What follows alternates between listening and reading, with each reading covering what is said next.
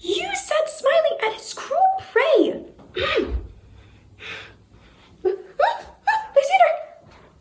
Lysander! Lord! What, out of hearing? Gone? No sound, no word?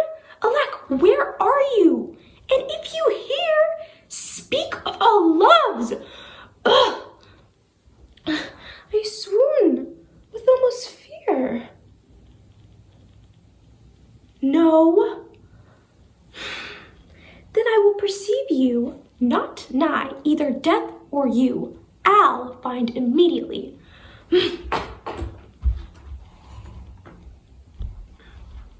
Code CDL presents Ophelia from Hamlet. Oh, my lord, I've been so frightened.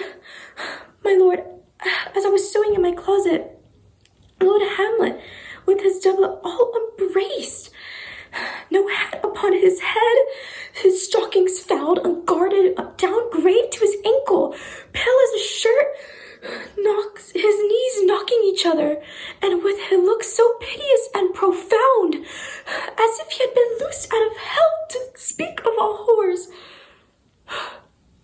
My lord, I do not know what it is, but I truly do fear it. He took me by the wrist and held me hard. Then he goes with all the length of his arm, and with the other hand, thus, O brow, he falls in such per usual of my face as he would draw it. Long stayed he so. And with his other, at last, a little shaking of mine, and thrice his head waving up and down, he raised piteous and profound, and it did seem to shatter all his bulk and end his being. That done, he let me go, and with his head over his shoulder, he seemed to find his way without his eyes. For out o' doors, he went without their help, and last spended their light on me.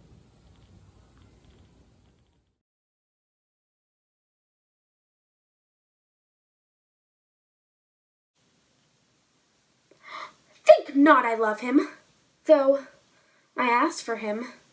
'Tis but a peevish boy, and yet he talks well. But what care I for words? And yet words do well when he that speaks them pleases those that hear. It is a pretty youth. Not very pretty, but sure, he's proud. And yet his pride becomes him. He'll make a proper man. The best thing in him is his complexion, and faster than his tongue did make offence his eyes did heal it up. He is not tall, yet for his years he's tall. His leg is but so, and yet 'tis well. There was a pretty redness in his lip, a little riper and more lusty red than that mixed in his cheek. 'Twas just the difference betwixt the constant red and mingled damask. There be some women, Silvius, had they marked him in parcels as I did, would have gone near to fall in love with him. But, for my part, I love him not, nor hate him not, and yet have more cause to hate him than to love him. For what had he to do to chide with me? He said mine eyes were black and my hair black, and, now I am remembered, scorned at me. I marvel why I answered not again, but that's all one. Omittance is no quittance. I shall write to him a very taunting letter, and thou shalt bear it. Will thou, Silvius?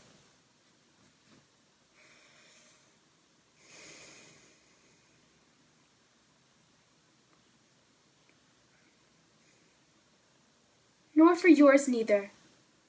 You've ungently, Brutus, stole from my bed, and yesternight, at supper, you suddenly arose, and walked about, musing and sighing with your arms across. And when I asked you what the matter was, you stared upon me with ungentle looks. I urged you further. Then you scratched your head, and too impatiently stamped with your foot. Yet I insisted, yet you answered not. But with an angry wafture of your hand, gave sign for me to leave you. So I did, fearing to strengthen that impatience, which seemed too much enkindled, and withal, hoping it was but an effect of humour, which sometime hath his hour with every man.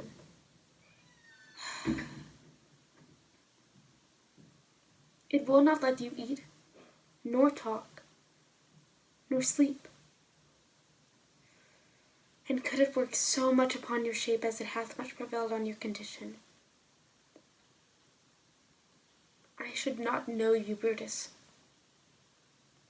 Dear my lord, make me acquainted with your cause of grief.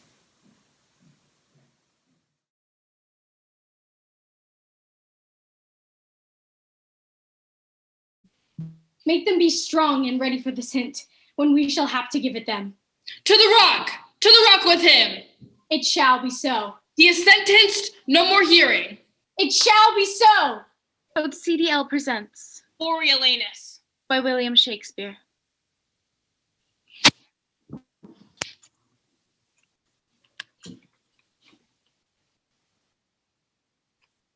The honored gods, keep Rome in safety, and the chairs of justice supplied with worthy men.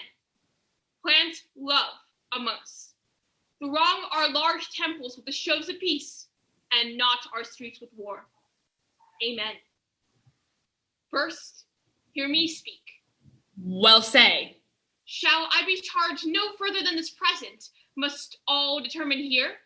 I do demand, if you submit you to the people's voices, allow their officers in our contempt to suffer lawful censure for such faults as shall be proved upon you. I am content. Lo, citizens, he says he is content. The warlike service he has done.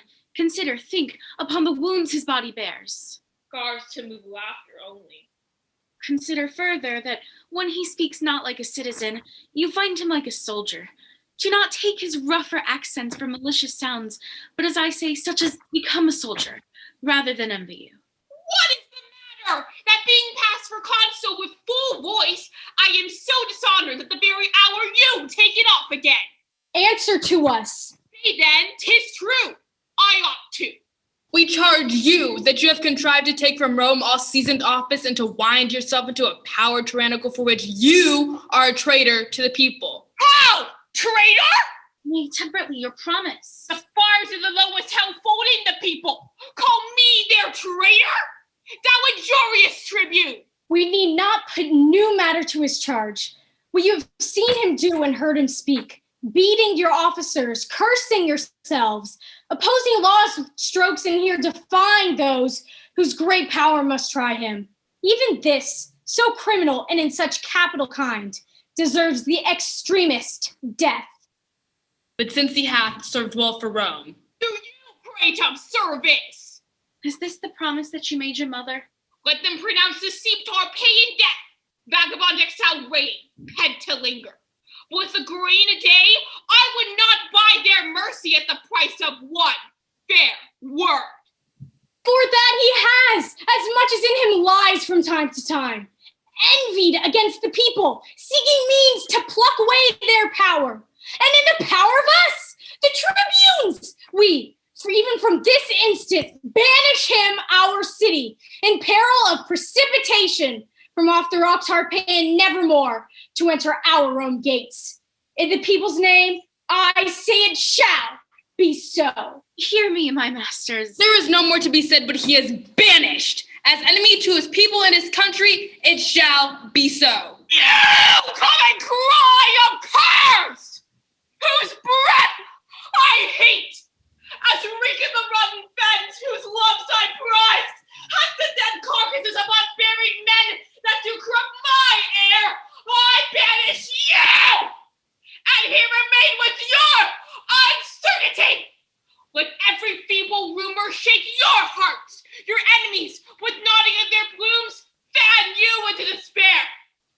Have the power still to banish your defenders, till at length your ignorance, which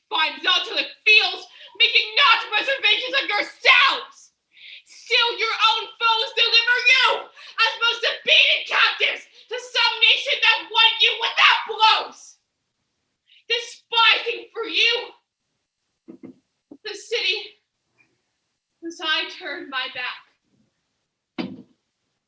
There is a world elsewhere. Come, come, let's see him at the gates. Come. It shall be so.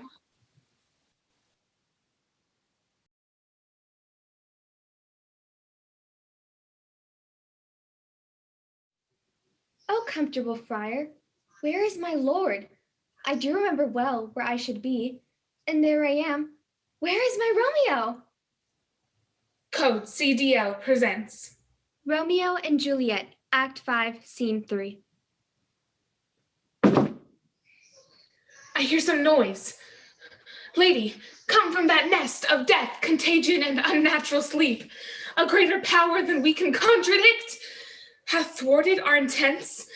Come away. Thy husband in thy bosom there lies dead, and perished too. Come, I'll dispose of thee among a sisterhood of holy nuns. Stay not to question, for the watch is coming. Come, go, good Juliet. I dare no longer stay. Go, get thee hence, for I will not away. What's here? A cup closed in my true love's hands. Poison, I see, hath been his timeless end. Outro drunk all and left no friendly drop to help me after. I will kiss thy lips. Happily, some poison yet doth hang on them to make me die with a restorative. Thy lips are warm. Lead, boy, which way? Thee noise. Then I'll be brief. Oh, happy dagger, this is thy sheath. There rust, and let me die.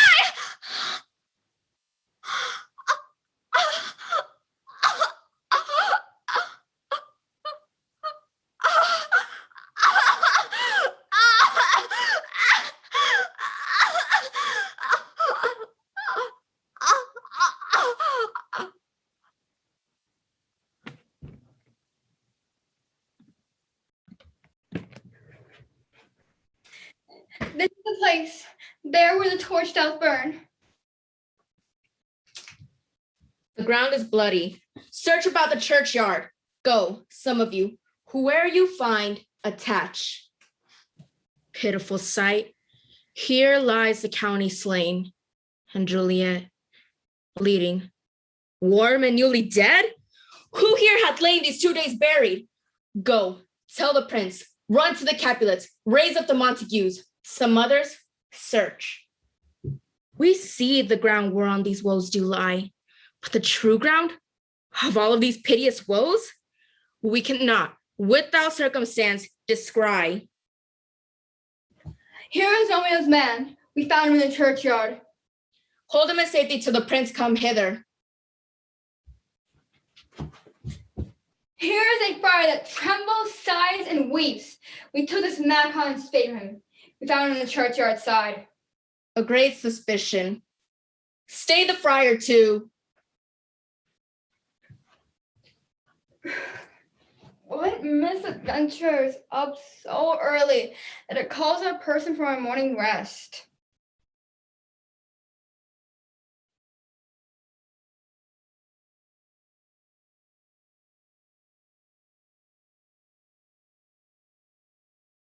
The Weird Sisters, hand in hand, posters of the Sandland. Thus do go about, thrice to thine and thrice to mine.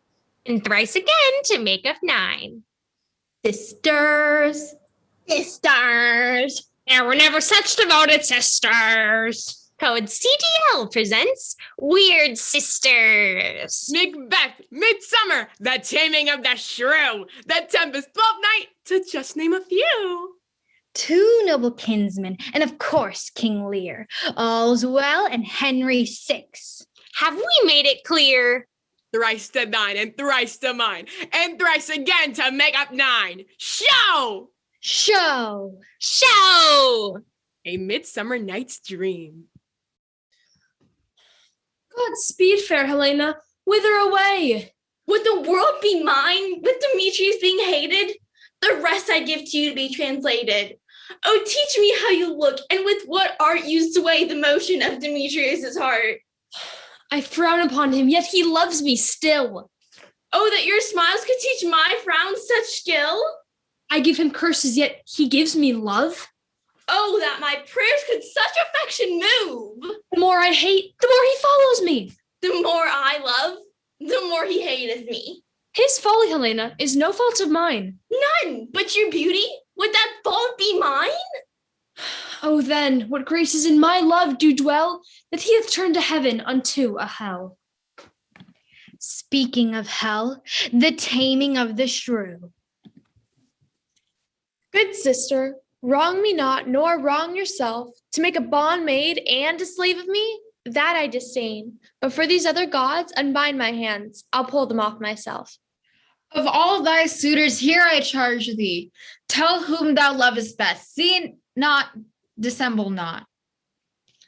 Believe me, sister, of all the men alive, I never yet beheld that special face which I could fancy more than any other. Minion, thou liest. Is it not Hortensio? If you affect him, sister, here I swear I'll plead for you myself. But you shall have him. Oh, then belike you fancy riches more. You'll have Gremio to keep you fair. Is it for him you do envy me so? Nay, then you jest, and now I will perceive. You have but jested with me all this while. I prithee, sister Kate, untie my hands. If that be just and all the rest was so. Ah! Where hast thou been, sister?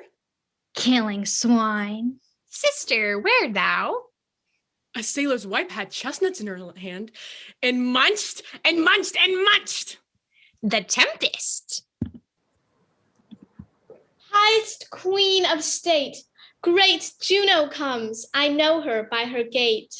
How does my bounteous sister go with me to bless this twain, that they may prosperous be and honored in their issue?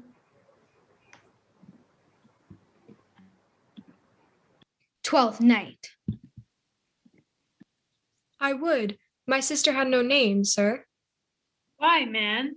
Why, sir, her name's a word, and to dally with that word might make my sister wanton. Double, double, toil and trouble. Fire burning, cauldron bubble. Fillet of fenny snake, in the cauldron boil and bake. Double, double, toil and trouble. Fire burn and cauldron bubble. The two noble kingsmen.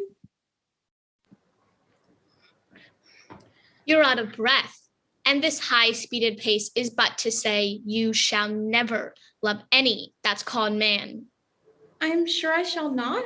Now alack, weak sister, I must no more believe thee in this point, though in it I know thou dost believe thyself, then I shall trust a sickly appetite that loathes even as it longs. But sure, my sister, if I were right for your persuasion, you would have said enough to shake me from the arms of the all-noble Theseus, for whose fortunes I will now in and kneel with great assurance that we, more than his Pirithous, possess the high throne in his heart. I am not against your faith, yet I continue mine. King Lear. The jewels of her father with washed eyes. Cordelia leaves you. I know you, what you are, and like a sister am most loath to call. Your faults are as they are named. Use well our father. To your professed bosoms I commit him. But yet, alas, stood I within his grace, I would prefer him to a better place. So, farewell to you both. Prescribe not us our duties. Sister, it is not a little I have to say, but most nearly appertains to us both. I think our father will hence tonight. That's most certain, and with you next month with us. You see how full of changes his age is. The observation we have made of it hath not been little. He always loved our sister most, and with what poor judgment he hath now cast her off appears too grossly. All's well that ends well. I I say I'm your mother. Pardon, madame, the Count Resilient cannot be my brother. I am from humble, he from honored name. No note upon my parents, his all noble. My dear lord he is, and I his servant live, and will his vassal die. He must not be my brother.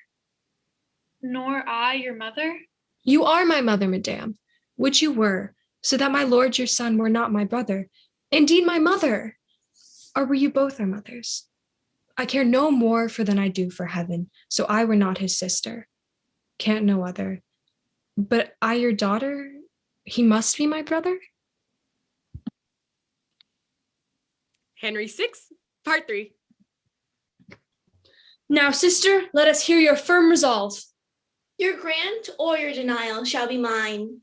Yet I confess that often ere this day, when I heard your king's desert recounted, my ear hath tempted judgment to desire. Then, Warwick, thus our sister shall be Edward's, and now forthwith shall articles be drawn. Bona shall be wife to the English king.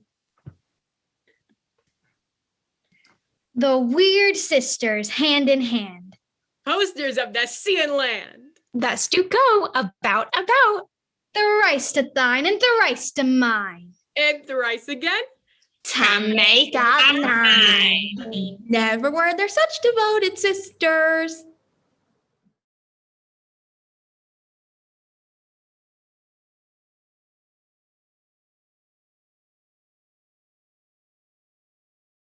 What country, friends, is this? This is Illyria, lady. And what should I do in Illyria? My brother, he's in Elysium. Perchance he's not drowned. Who governs here? A noble duke in nature as a name, Orsino. Orsino, I've heard my father name him. He was a bachelor then. And so is now, was so very late. But from a month ago, I went from hence, and then 'twas fresh in murmur that he did seek the love of fair Olivia.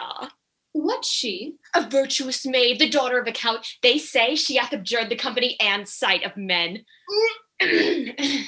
Conceal me what I am. I shall serve this duke. Thou shalt present me as a eunuch to him. Code Cidio presents 12th night. Oh, when mine eyes did see Olivia first, methought she purged the air of pestilence. Stand you a while, aloof, Cesario, address thy gate unto her. If she be so abandoned to her sorrow, as it spoke, she will never admit me. Oh, then unfold the passion of my love, surprise her with discourse of my dear faith. It shall become thee well to act my woes. I think not so, my lord. Dear lad, believe it. I'll do my best to woo your lady. Yet a barful strife, whoever I woo, myself would be his wife. Madam, there is at the gate a young gentleman much desires to speak with you. Will once more hear Orsino's embassy. The honorable lady of the house, which is she? Speak to me. I shall answer for her. Were you sent hither to praise me? If I did love you in my master's flame, I would write loyal cantons of condemned love and sing them loud, even in the dead of night, and make the babbling gossip of the air cry out, Olivia, Olivia. Get you to your lord. I cannot love him. Let him send no... unless, perchance, you come to me again to tell me how he takes it. Run after that same peevish messenger, the county's man. He left this ring behind him. I left no ring with her. What means this lady? She loves me. Oh, what thriftless sighs shall poor Olivia breathe? Once more, Cesario, tell her, my love. But if she cannot love you, sir, say that some lady, as perhaps there is, hath for your love a great pang of heart, as you have for Olivia. You cannot love her? There is no woman's sides can bide the beating of so strong a passion as love doth of my heart. Aye, but I know. What dost thou know?